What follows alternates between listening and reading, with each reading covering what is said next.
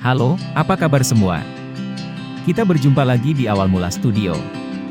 Sebelum mulai jangan lupa subscribe dan like terlebih dahulu agar tidak ketinggalan video-video menarik lainnya. Mari langsung saja kita mulai. Indonesia merupakan negara yang terkenal kaya akan berbagai macam suku dan budaya. Salah satunya, suku Korowai yang terdapat di Papua. Sebagai salah satu suku yang ada di Indonesia, suku Korowai memiliki tradisi dan kebudayaan yang cukup unik. Keberadaannya juga tidak mudah untuk ditemukan, terutama karena jumlahnya yang kini tidak lagi banyak. Banyak di antara kita yang mungkin belum mengetahui sejarah serta asal-usul suku Korowai di Indonesia. Maklum saja, sebagai salah satu suku yang mendiami pedalaman Papua, keberadaannya memang tidak mudah ditemukan. Namun bila ditelusuri lebih dalam, suku ini memiliki sejarah yang panjang, mulai dari saat ditemukan hingga hari ini. Suku ini teridentifikasi sekitar 30 hingga 35 tahun yang lalu. Sebelumnya, suku Korowai menempati pedalaman Papua tanpa pernah berkomunikasi dengan dunia luar.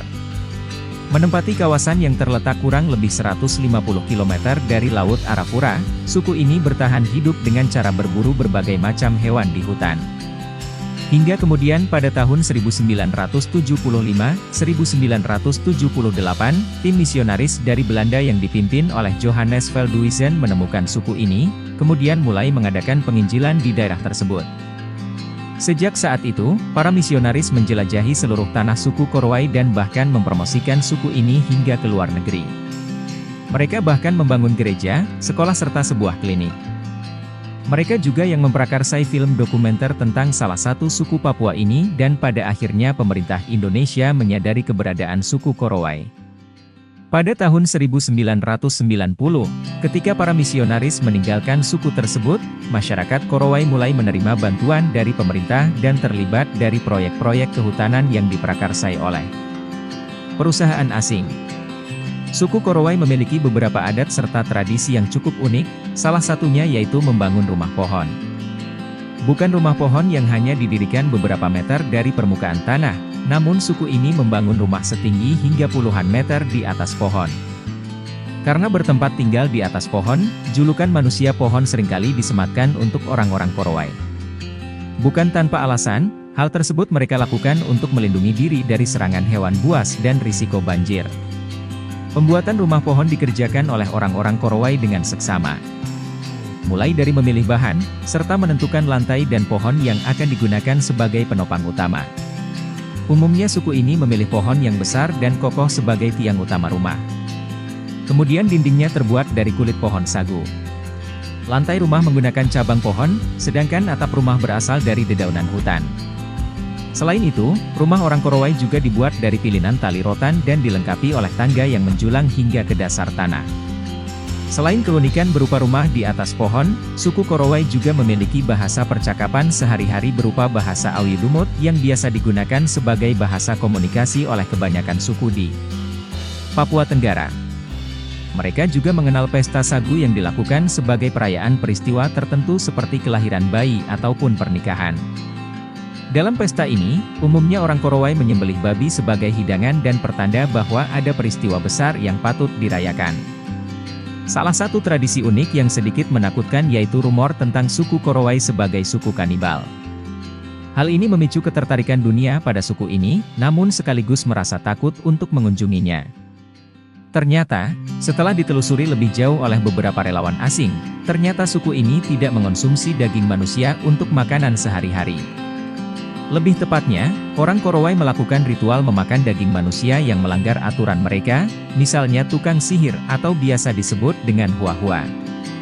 Sehingga dapat disimpulkan, bahwa kanibalisme ini sebenarnya merupakan bagian dari hukum adat suku Korowai bagi orang yang terbukti melakukan perbuatan terlarang atau hukuman untuk yang melakukan kejahatan. Akan tetapi, saat ini sifat kanibal orang-orang Korowai makin jarang terjadi dan ditinggalkan, terutama setelah sebagian warga suku mendapatkan penginjilan dan memberi diri untuk dibaptis. Kehidupan masyarakat Korowai bukannya tanpa konflik. Ada beberapa konflik eksternal maupun internal yang terjadi selama beberapa tahun terakhir. Salah satu contoh konflik eksternal terjadi akibat eksploitasi yang dilakukan oleh beberapa pihak dari luar suku Korowai. Contohnya, pada tahun 1990 setelah para misionaris meninggalkan suku tersebut, beberapa orang mulai mengeksploitasi daerah tersebut untuk memburu pohon gaharu. Kayu dari pohon gaharu memiliki nilai yang sangat mahal, sehingga muncul perdagangan besar-besaran di wilayah tersebut yang mengundang banyak orang asing masuk ke lingkungan suku Korowai.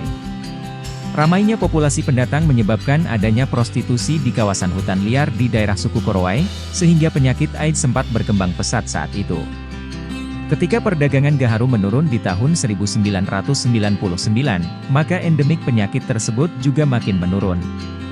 Selain itu, juga terjadi konflik internal atau antar penduduk yang muncul apabila terdapat perzinahan atau penganiayaan. Umumnya jika ada wanita yang dianiaya dalam satu keluarga, maka keluarga wanita tersebut akan menuntut balas. Demikian halnya jika ada yang berzina atau berlaku serong. Meski konflik tersebut berusaha diselesaikan secara baik-baik, tetap saja dapat memicu kemarahan antar klan. Akibatnya, saat konflik memuncak akan perseteruan dan bahkan bisa berujung pada pembunuhan. Tidak hanya itu saja, masih ada beberapa konflik lain yang terjadi pada suku Korowai. Pemerintah sendiri mencatat bahwa angka kematian di suku ini masih cukup tinggi. Maklum saja, karena lokasinya yang jauh dari perkotaan, menyebabkan tindakan medis di rumah sakit yang ada tidak memungkinkan untuk menyelamatkan kondisi kritis pasiennya. Belum lagi dari segi pendidikan, ekonomi, hingga akses transportasi dan penyediaan sarana air bersih maupun listrik. Pemerintah menyadari bahwa perjalanan membangun suku ini masih cukup panjang. Tidak akan semudah membalik telapak tangan. Tentunya dibutuhkan komitmen yang tinggi dari pihak pemerintah untuk memastikan kesejahteraan suku tersebut tercukupi. Hingga saat ini hal tersebut masih menjadi beban dari pemerintahan yang ada sekarang. Tercatat masyarakat Korowai masih belum memiliki infrastruktur yang memadai seperti layaknya kota-kota lain di Papua. Sehingga program pembangunan di tengah suku Korowai masih terus diupayakan hingga sekarang. Itulah sekilas kisah tentang suku Korowai di Papua Selatan, Indonesia. Mulai dari sejarah serta asal-usulnya, hingga tradisi serta konflik yang sempat dan tengah terjadi di dalam suku tersebut. Bagaimana pendapatmu tentang suku Korowai, dan upaya apa yang seharusnya dilakukan pemerintah agar suku tersebut bisa hidup lebih baik? Silahkan tulis di kolom komentar. Semoga informasi tersebut dapat bermanfaat. Terima kasih. Jangan lupa like, subscribe, serta komen di bawah, apabila mempunyai informasi tambahan. Terima kasih.